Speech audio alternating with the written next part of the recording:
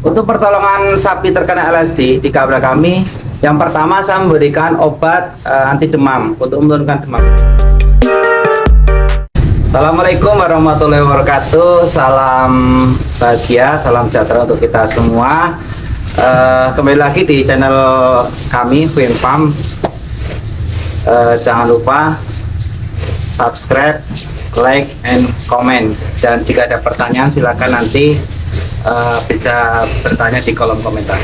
Pada video kali ini saya akan berbagi pengalaman terkait tips peternak dalam musim PMK dan LSD.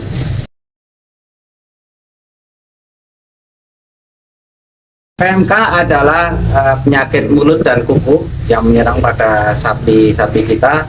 Begitu juga dengan LSD adalah penyakit lumpy skin disease atau dikenal dengan cacar kulit. Dua penyakit ini menjadi momok yang sangat menakutkan ya bagi para peternak sapi pada saat ini.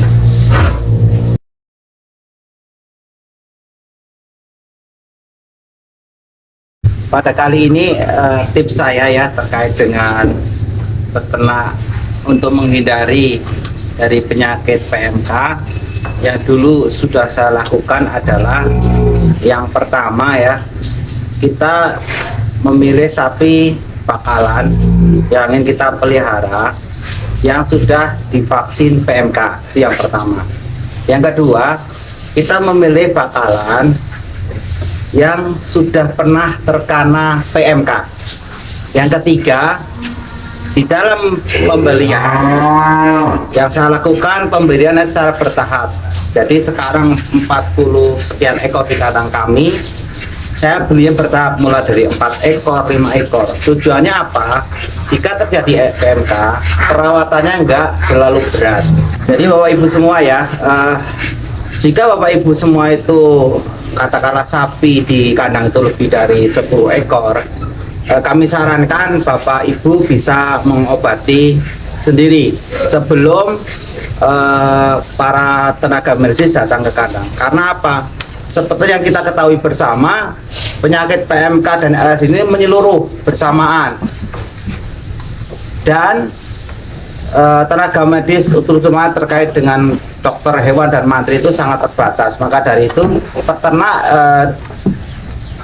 harus bisa mandiri dalam arti bisa melakukan penanganan lebih awal jika terjadi penyakit tersebut. Karena apa? Karena penanganan awal menentukan derajat kesehatan sapi itu sendiri.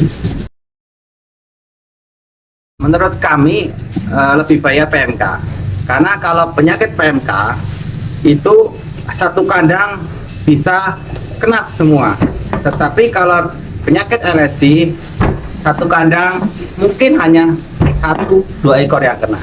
Berdasarkan pengalaman kami untuk di kandang Finfarm, penanganan antara PMK dan LSD lebih mudah penanganan LSD.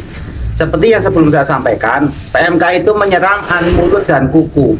Jadi kalau sudah terserang PMK, pasti mulutnya sariawan, bahkan lidahnya bisa ada kayak semacam sariam parah lah seperti itu. Dan kaki sapi itu sendiri bisa lepas atau retak seperti itu. Dan itu perawatannya cukup lama karena terkait dengan kuku sapi. Dibandingkan LSD, perawatannya menurut kami lebih mudah LSD, karena LSD hanya demam tinggi dan bentol-bentol. Adapun membengkakkan di kaki terkait penyakit LSD ini itu ada penyakit ikutan, dan biasanya itu berlangsung setelah 2-3 hari terkena LSD.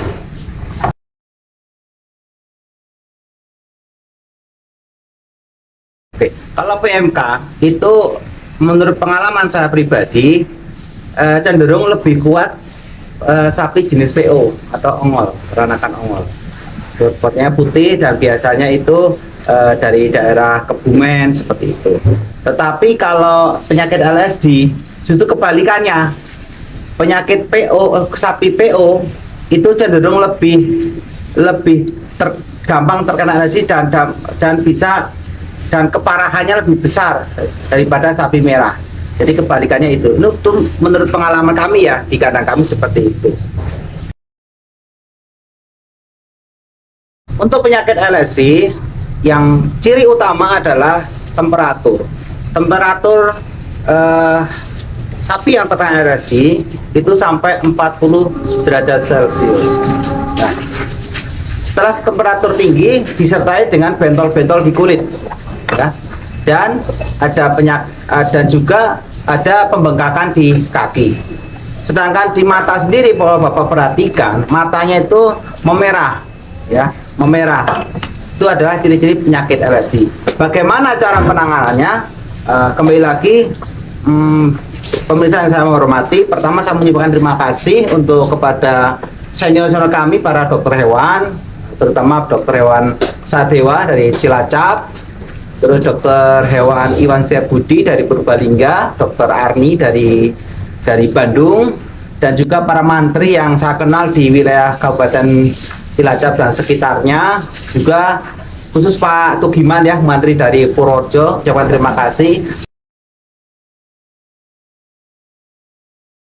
Bagaimana tipsnya? Yang pertama yang saya lakukan adalah mengetahui ciri-ciri penyakit sapi kena LSD tersebut. Bagaimana pengobatannya?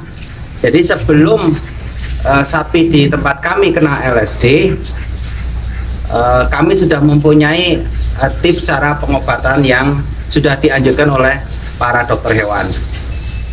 Alhamdulillah untuk saat ini dari sekian puluh ekor di kandang kami, yang terkena LSD hanya 1 ekor, dan alhamdulillah 5 hari sudah sembuh, sudah normal makan kembali. Yang kami lakukan adalah pertama pemberian multivitamin, yang kedua menjaga sanitasi kandang, pakan yang baik, cukup, sehat, dan bergizi untuk para sapi yang saya pelihara. Demikian yang dapat kami sampaikan terkait pengalaman kami menghadapi penyakit PMK dan LSD. Mudah-mudahan informasi ini dapat bermanfaat untuk para peternak, dan bagi ada yang ingin bertanya silakan dapat ditulis di kolom komentar. Kurang lebihnya mohon dimaafkan. Sekian. Assalamualaikum warahmatullahi wabarakatuh. Salam ngarit, salam sukses untuk para peternak.